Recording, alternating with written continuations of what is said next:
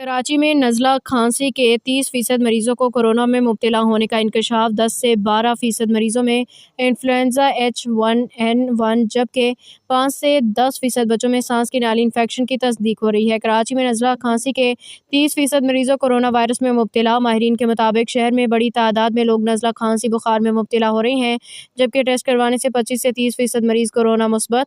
उन्होंने बताया कि 10 से 12% मरीजों में इन्फ्लुएंजा H1N1 जबकि 5 से 10% बच्चों में सांस की नाली की इन्फेक्शन है। प्रोफेसर सईद खान के मुताबिक कोरोना इन्फ्लुएंजा H1N1 सर्दियों की दीगर वायरल इन्फेक्शन के अलामात से मिलती जुलती हैं। कराची में नज़ला जुकाम खांसी के योमिया 8 से 10 अफराद इंतकाल कर गए। इस हवाले से एडिशनल MS डॉक्टर निज़ाम शेख ने बताया कि सिविल अस्पताल में वायरल इन्फेक्शन के योमिया 200 मरीज और जिना अस्पताल वायरल इन्फेक्शन 150 से 200 मरीज आ रहे हैं। दूसरी जानिब तर्जुमान महकमा सेहत के मुताबिक सरकारी अस्पतालों में फिलवक्त कोरोना के टेस्ट की सहूलियात नहीं।